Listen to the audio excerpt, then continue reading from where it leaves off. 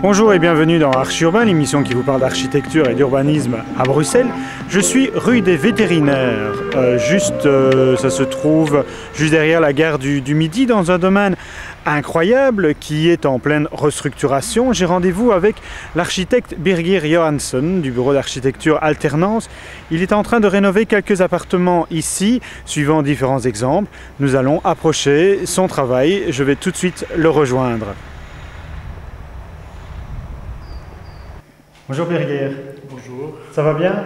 Très bien, merci. Pour expliquer, donc au départ il y avait une ancienne école de vétérinaires. Différents promoteurs ont acheté les nombreux bâtiments qu'il y avait dans le domaine. Ils se les sont répartis et puis il y a eu des acheteurs. Donc on a créé des lofts ou des appartements bruts. Et des acheteurs particuliers ont acheté chacun un lot ou plusieurs lots, suivant les fonds qu'ils avaient. Et puis alors, tu es arrivé à ce moment-là où un acheteur t'a demandé de rénover son appartement. Oui. Et donc en fait, en réalité, il y en a 3 qui sont venus en même temps, qui avaient décidé d'acheter des appartements et qui avaient acheté déjà plusieurs appartements. Ensuite, suite à ces appartements-là, j'ai eu des autres demandes. Tu sais combien il y a d'appartements au total ici dans le domaine? Non, je ne sais pas exactement. Il y a plus qu'une centaine. Plus qu'une centaine d'appartements, d'accord. Est-ce que les appartements sont des grands appartements ou plutôt ceux que tu as vus, ça a des tailles différentes ou c'est tous plus ou moins les mêmes? Oui, celle que je rénove, la plus petite est dans les 120 mètres carrés, oui. Et après c'est jusqu'au 200. En fait, on a au sol peut-être 160, après on fait des mezzanines et on dépasse les 200 mètres carrés. C'est ça. Alors on va un peu découvrir l'appartement ici. Alors il est totalement brut.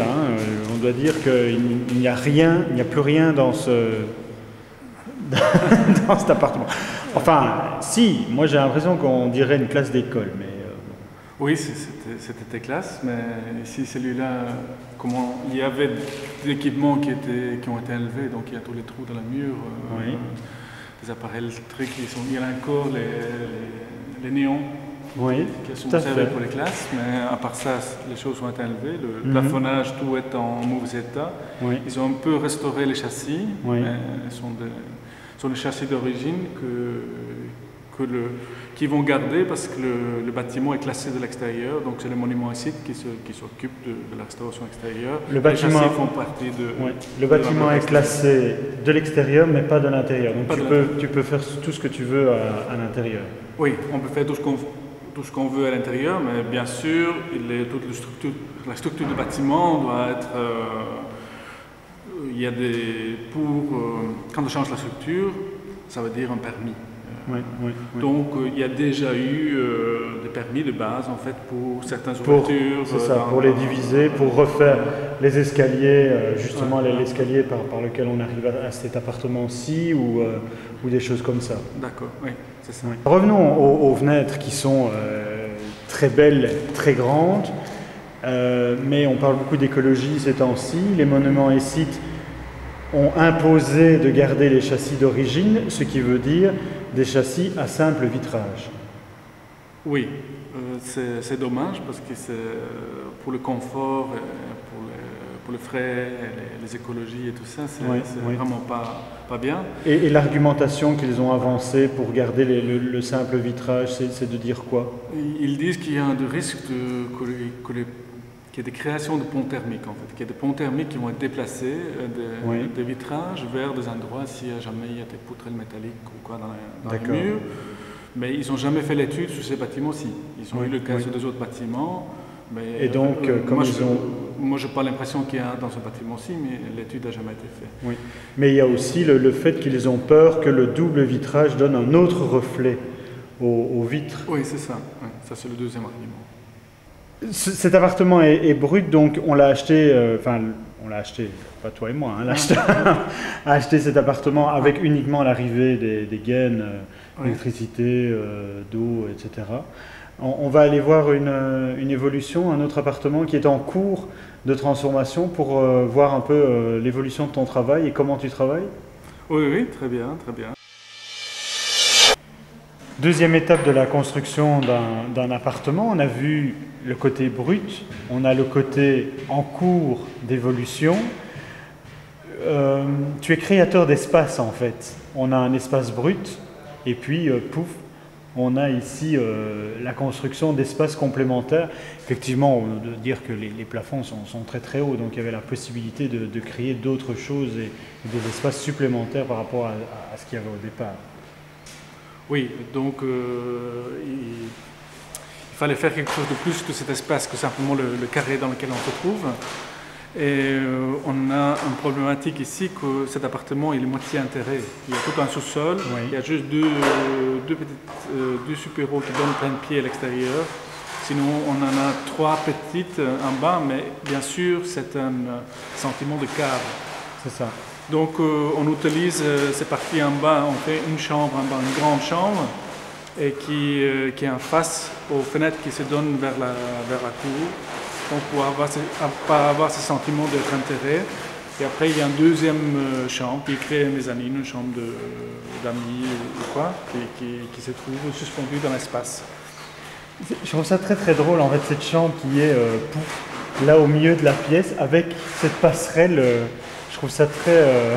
je sais pas, c'est étonnant mais c'est bien en même temps. Je trouve ça bien. Oui, il y avait la possibilité de le faire ici. Et ça fait aussi que ce salon qui est très rectangulaire, ça donne aussi du jeu de volume dans les pièces. Parce qu'il est plus carré que les autres, il supportait tout à fait une architecture un peu fou dedans. Birgir, ton bureau d'architecture s'appelle Alternance. Tu es islandais, tu es arrivé en Belgique pour tes études? Oui, pour étudier l'architecture. Ouais. C'est ça. Et en fait, tu es resté, tu as trouvé Bruxelles très jolie et tu t'es dit, restons-y. Oui, tout à fait. et comment alors, quelle est la philosophie de ton bureau d'architecture? Comment est-ce que tu entrevois ton travail? C'est principalement la rénovation d'appartements, c'est la création de maisons. Qu'est-ce que... Ouais, en réalité, c'est de faire une architecture un peu alternative. Hein? Oui. C'est de faire une architecture qui a des formes. En même temps, on cherche... c'est minimaliste et organique en même temps. Beaucoup de travail avec des matériaux naturels, le béton, de l'acier, le verre, et beaucoup de recherche sur la lumière, de lumière naturelle. D'accord. Mais sinon, dans la rénovation, ça dépend de chaque espace dans lequel on se trouve. Alors on cherche qu'est-ce qu'on peut faire de cet espace, comment est-ce qu'on peut le rendre intéressant et agréable à vivre. D'accord.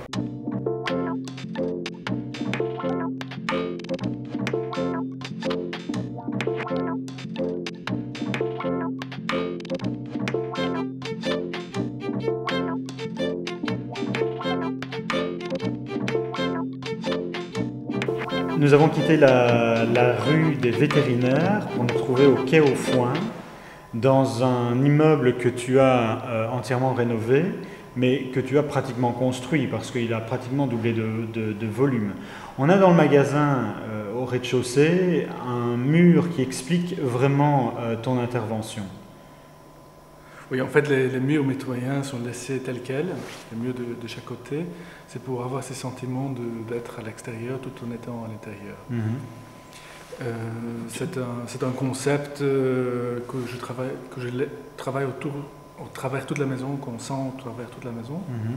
Et ici, dans cette pièce dans laquelle on se trouve ici, on le sent particulièrement fort parce que c'est ouvert au-dessus aussi. C'est ouvert et on voit en fait l'ancienne petite maison, les murs de l'ancienne petite maison d'origine, ce qui donne un cachet, je trouve, très...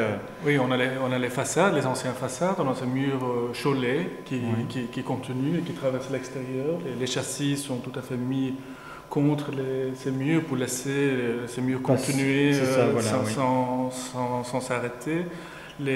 tous les raccords structurels sont cachés dans le mur pour qu'on ne le voit pas. Tu as dans la rénovation également, avec ce souci de laisser apparaître les choses d'origine, on voit ça également très bien dans la cage d'escalier, dans la boutique, où tu as laissé les poutres apparentes aussi. Oui, chaque fois que je trouve que les éléments anciens sont intéressants, j'essaye de les mettre en valeur. Et par contre, quand ils ne sont pas intéressants, je n'hésite pas de les enlever. C'est une question, c'est pas parce que c'est vieux qu'il faut le garder, mais les vieilles choses intéressantes, il faut absolument les conserver et les mettre en valeur. Birger, je te remercie pour cette visite. On se retrouvera peut-être pour de nouvelles aventures dans Archi Urbain. D'accord, avec plaisir. Merci.